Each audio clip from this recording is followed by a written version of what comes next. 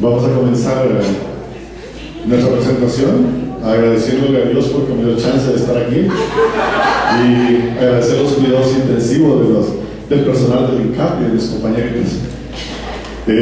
Somos el grupo número 5,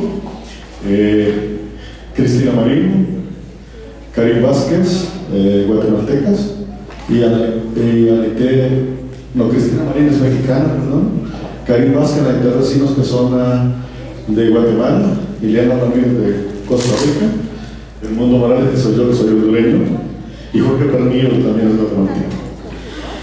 En Honduras vivió un proceso desde el año 2006, en donde se comenzó con una política de seguridad alimentaria, en donde luego se hizo un plan estratégico de implementación de esa política, y luego en 2009 se generó una estrategia de seguridad alimentaria nutricional, y aunque el 2011 tuvimos ya una ley de seguridad alimentaria. Nosotros analizamos un poco lo que es el contexto en sí del documento de la estrategia, y luego hicimos un análisis del enfoque de derechos que hay realmente en el documento. Obviamente, si vemos el documento de la ENSAN de Honduras, es un documento maravilloso. Yo tendría que felicitar a cada uno de los expertos que participaron en ello, porque es un documento tan completo que al final se vuelve un poco complejo. Definitivamente hay un alineamiento de la estrategia con lo que en este momento se hace, que es la visión del país y el plan de nación, en donde el eje principal es el agua, y entonces están alrededor de ese eje nacional girando con los astros completamente alineados. Tiene un marco de referencia política para avanzar. Hay un marco de referencia claro donde te dice exactamente a nivel nacional, a nivel regional, a nivel internacional, con quién, cómo debes hacerlo. Muy claro está. Y donde habla de Estado de la Seguridad Alimentaria y Nutricional, realmente nos dice y nos habla muy claramente de todas las pilares de la seguridad alimentaria, completamente cómo debemos hacerlo también y cómo debe hacerlo a nivel nacional y también a nivel local. De ahí analizamos un poco los principios y desafíos. Tiene el principio de solidaridad, de corresponsabilidad, de género, de equidad de género, tiene el principio de ética, pues 21 principios, para que no le falta ninguno. Y si tiene desafíos claros, desafíos sociales, de igual manera tiene desafíos claros para la implementación de la política. Y tiene fundamentos claros en cuanto a desarrollo humano, a los principios de la estrategia, y tiene una clasificación también bien estratificada de la población media. Y en el sistema de información en sí, la estrategia recoge exactamente cuáles son la identificación de las acciones y la focalización de las mismas. Y nos da con eso también los indicadores de la SAM para poder medir. O sea que, y al final, nos da una implementación de la estrategia con claridad. ¿Cómo podemos implementarla? ¿Hasta dónde podemos llegar? O sea, yo sigo diciendo, es precioso lo que hicieron. Si me das un chancecito más, quiero decir dos cosas más antes de ello. Todo esto está muy bonito, pero si mi asesor o tutor estuviera Mauricio, dijera, existe mucha retórica como una legislación fallida. Realmente este es un documento construido desde la oferta pura. No se contempló la demanda, construido desde la oferta pura. Entonces, en ese momento, obviamente no se puede caracterizar. Y por eso las mesas que han corrido alrededor de esa visión y ese plan de país, pues se han quedado nada más en plática. Ahora sí, le contamos un poquito del presidente, pues es interesante conocer lo que la estrategia recoge. El 72% de la población hondureña se encuentra en inseguridad alimentaria y nutricional, y eso se agrava mucho más en el sector rural, más terrible en el sector rural. Y dice que 35% de los hogares sin agua potable, y dice potable ahí, y eso es mentira, ¿no? El 65%, ese 65% lo que tiene es agua entubada, no es agua potable realmente. Y 63% de la población no tiene acceso a la energía eléctrica. Eso nos implica que el 52% todavía está usando leña. Y eso viene el deterioro de nuestros recursos naturales, viene el deterioro con una tala Terrible, no tenemos astilleros en ningún lado. Talamos lo que agarramos por enfrente. Si un cedro está mal puesto, lo echamos al fuego. Y la desnutrición infantil afecta más o menos el 21% de la población. Es terrible decir, 14% todavía de la población analfabeta. Interesante, me presenté un cuadro y me llamó la atención. Dice, en Honduras, dice, se está gastando, en Centroamérica el país que más gasta en educación. Y lo puso bien, porque no lo invierte, lo gasta. La educación cada día está con menor calidad. Y no tengo el menor duda. Por eso el 43% no completa la educación primaria.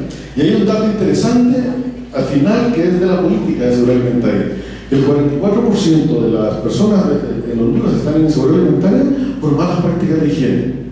O sea que tenemos problemas serios con agua, serios problemas que no hay letrinas, el saneamiento básico comunitario es terrible, las zonas cafetaleras de por sí la gente no le gusta ni bañarse, no sé por qué será.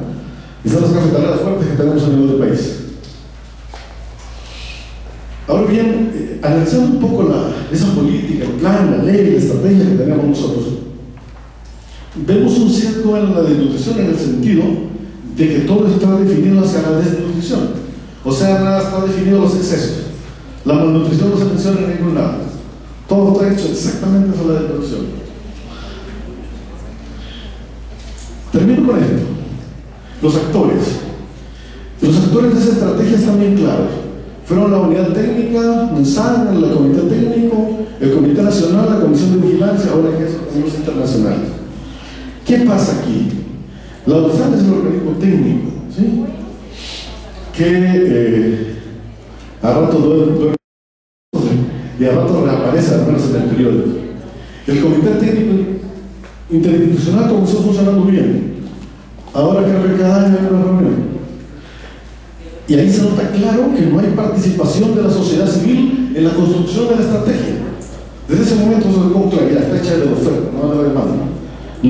Aún habiendo políticas públicas locales, ni siquiera se revisaron para tomarse en cuenta para hacer una política pública nacional. El CONASAN, miren, tienen definida la competencia institucional, sí está bien definida, no nos cabe duda. Pero no se define la rectoría. En el CONASAN están todos los secretarios de Estado, todos tienen su opinión, pero no hay una cabeza de grupo, no hay una cabeza de sector. Al no haber una cabeza de sector, obviamente tampoco hay asequibilidad, no hay presupuesto para hacer la discusión. Entonces es una crítica que creo que, a pesar de lo bonito del documento, no se ha logrado operativizar. Le doy a Jorge aquí para que complete. Gracias, Mundo. Te damos probando multiculturalidad, si puedo decir. Entonces vamos a seguir, compañeras y compañeros. La siguiente. Nosotros hicimos un momento de diálogo y reflexión allá con Mauricio y con las compañeras y el compañero acerca de qué tiene de derechos humanos esta estrategia. Y nos comenzamos a profundizar y entrarle al análisis, ¿verdad? Entonces creímos que esta categoría de exigibilidad no estaba presente en la estrategia. ¿Por qué? Nosotros hicimos una pequeña escala, ¿verdad? Muy baja, bajo, mediano, alto, mediano. Entonces en la subcaracterística de la exigibilidad la valoramos con 1, ¿verdad? Muy bajo. ¿Por qué? El fundamento. El mundo tiene mucho conocimiento de campo, de trabajo en FAO, entonces conoce la realidad y lo que está pasando, y él fue uno de los grandes protagonistas de la información ahí con que fundamentamos este análisis.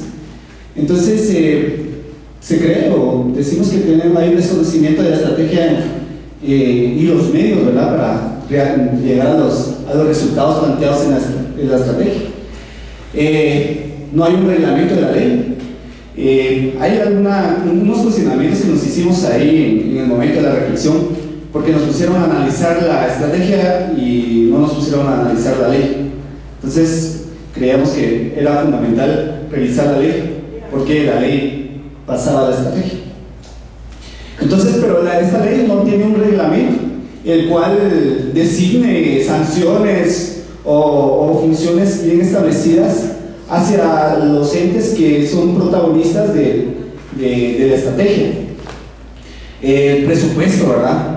No hay rubros Pero hay una cuestión muy importante e impresionante que dice ahí en la estrategia que el 52% del presupuesto va a ser proporcionado por el Estado, pero un 48% está proporcionado por la cooperación internacional vieja, ¿verdad? Así ya estamos, ahí ya le dimos su parte, ¿verdad? Y también a revisar la estrategia, ¿quién la hizo? Fueron unos expertos de la Unión Europea, ¿verdad? Entonces, desde ahí también partimos todo el tema de participación que vamos a ver adelante. Los roles institucionales están así como que difusos, no están claros. Solo se dice que se van a hacer las actividades, tales actividades o tales cuestiones, ¿verdad? Pero no está muy claro. Entonces, ¿cuáles son las recomendaciones? Las políticas públicas con enfoque de derechos.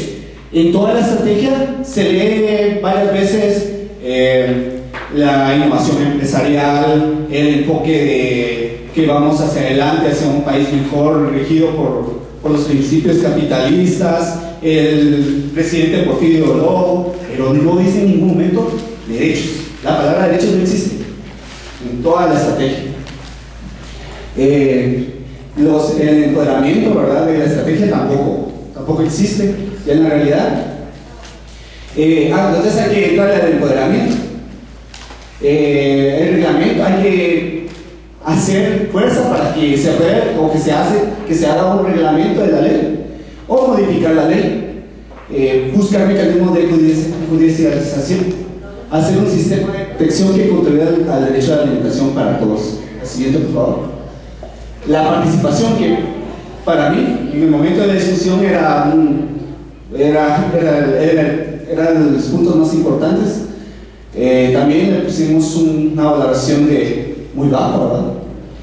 ¿Por qué? Lo que se encuentra en el campo y la gente no conoce la estrategia, hay un desconocimiento. Perdón. La siguiente. Ahí te pusimos dos. Entonces baja. No hay participación de la sociedad civil en el diseño y la construcción de la estrategia. Acá hay en la ley, en la ley dice que el CONASAM hay participación de cuatro representantes de la sociedad civil. Y eso no está muy bien definido cómo van a ser seleccionados los representantes de la sociedad civil, como la Incopaz en Guatemala, por ejemplo, ¿verdad? No dicen cómo va a ser ese proceso porque no hay un reglamento. Y si estos representantes de la sociedad civil que están en la CONASAM también eran los responsables de aprobar esta estrategia. Pero entonces, ¿quién escogió a los representantes civiles? ¿Cómo llegaron a aprobar la estrategia? Entonces, ahí está difuso. La representación es mínima también, ¿verdad? Y no más amplia. No hay socialización de la estrategia. Entonces, caemos a lo mismo, ¿verdad? Hay que entrar a la ley, a la norma, reglamentar cómo se va a hacer el proceso de selección de los representantes de la sociedad civil, cuáles van a ser sus reales funciones. La Incopaz también aquí en Guatemala es muy bonita y tiene todos sus procesos, pero es ambigua, ¿verdad? Es un ente de consulta, pero no de exigencia. Y por ahí, con este ejemplo que tenemos ya de Guatemala, los compañeros de Honduras deberían que reglamentarlo. Y también que se promueva el enfoque de derechos, ¿verdad? No solo el del capitalismo. Por favor, lo siguiente. También otra categoría que tenemos nosotros, la durabilidad. Tenemos una valoración de muy baja. ¿Por qué lo pensamos así? No hay una definida rectoría, entonces hay como decía el mundo, no hay una cabeza que le dé seguimiento. Hagamos también un poquito de valoración de los actores. Honduras venía de un estrés político, en el cual hubo un golpe de Estado, y después llegó un gobierno de transición y después se aprobó la estrategia, ¿verdad? Entonces, también por ahí le pusieron el nombre a cuestiones que ya venían haciendo, que no se venían haciendo. Entonces eso llama mucho la atención. También otro fundamento es construir a la base en oferta y no a demanda, como les explicó Moon. La estrategia de gobierno no de país. Esto tiene que ver con el gobierno que se puso después del gobierno de transición de golpe de Estado y que tiene muy bien limitada su línea de desarrollo. Y no es, ahorita en este gobierno, en la actualidad, no es prioridad. Entonces, como la estrategia tiene el nombre de por fin, se olvidó y se quedó ahí capital y no se le ha dado un tipo de actualización. Además está centralizada, ¿verdad? Lo que decía acá el compañero.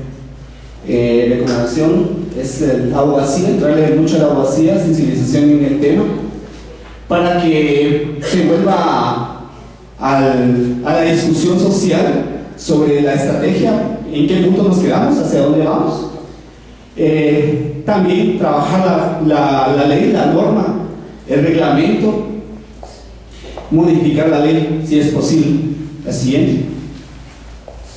Entonces, la recomendación: la formación de políticas públicas con mecanismos de exigibilidad, con enfoque de derechos y con participación social real, ¿verdad? No solo puesta en papel, con priorizar la problemática desde los más vulnerables, también tocando las estructuras.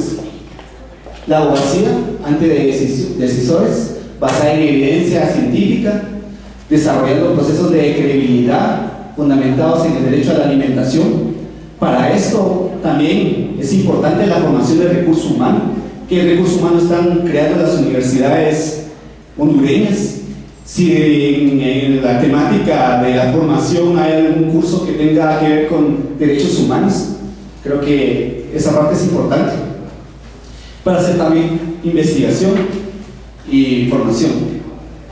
Promover la participación de la sociedad civil a través de la formación y empoderamiento de líderes comunitarios con enfoque de derechos humanos para propiciar un cambio con durabilidad y accesibilidad. Esas son nuestras recomendaciones, conclusiones. Y aquí está, nosotros, el cipote, el tojo y las patojas. Muchas gracias.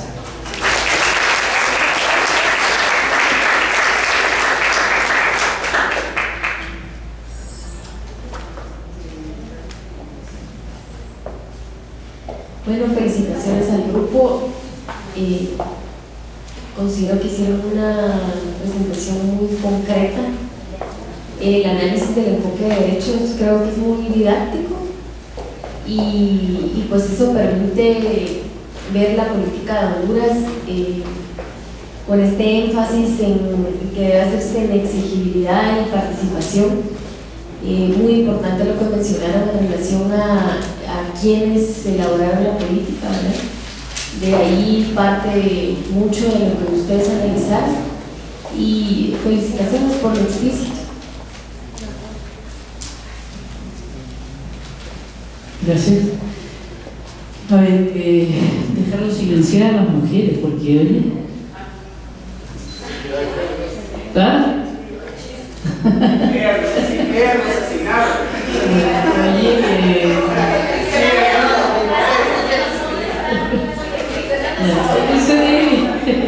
Eso lo vamos a analizar. Me pareció muy buena la caracterización que hacen de la política pública, que la hizo acá el compañero, que no parecía estar convaleciente. La energía con que hizo la caracterización me pareció muy adecuada. Se mencionó en esa caracterización, y eso me pareció un punto bien interesante que ustedes remarcaron ahí, de que esta política tenía un sesgo hacia la desnutrición. Pero solamente vi eso ahí, y después no vi claramente la bajada de esa observación que me pareció como muy contundente. No está trabajada, ni siquiera está explicado qué significa que esto tenga un sesgo hacia la desnutrición, porque lo que estamos aquí no venimos de ese campo, salvo la compañera de INCAP Guatemala, no venimos de ese ámbito de trabajo, de formación, por lo tanto, siempre hay que asumir que los que estamos aquí, por primera vez nos encontramos con estos temas. Entonces, dijeron algo muy contundente que no lo volvieron a trabajar y que me pareció que por ahí debió haberse desarrollado, digamos, la propuesta que ustedes hacían. Me pareció positivo que hubieran remarcado los datos duros de la realidad de la desnutrición en Honduras. Y yo no me quedó claro por qué se dice que hoy día esto dejó de ser una prioridad, la estrategia esta dejó de ser una prioridad. Entiendo que no se volvió a trabajar, no se volvió a discutir, quedó por ahí botada, es un tema del cual no se habla. ¿Qué significa de que ya no esté siendo prioridad, no obstante la crudeza de la realidad que ustedes reflejan? Es una pregunta porque no me quedó claro por qué se hacía esa afirmación. Por lo demás, me pareció un buen trabajo, de modo que felicitaciones también para ustedes.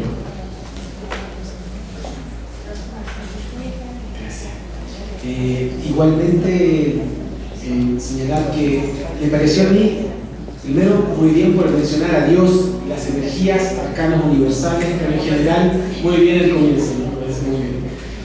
Me parece también muy provocativo esto de haber expuesto en lo formal, primero la estrategia nacional casi perfecta, aunque seguramente tampoco considera el 27% de hondureños en el exterior, pero yo creo que esta forma de demostrar lo inapropiada de esta estrategia perfecta con las estadísticas que he mostrado me pareció genial. La verdad que es positivamente muy bien, además muy buena estadística. Para los trabajos de investigación después hay que poner bibliografía y cibergrafía para notar el dato. Entonces, felicito el orden lógico en esa sección de la presentación, muy bien.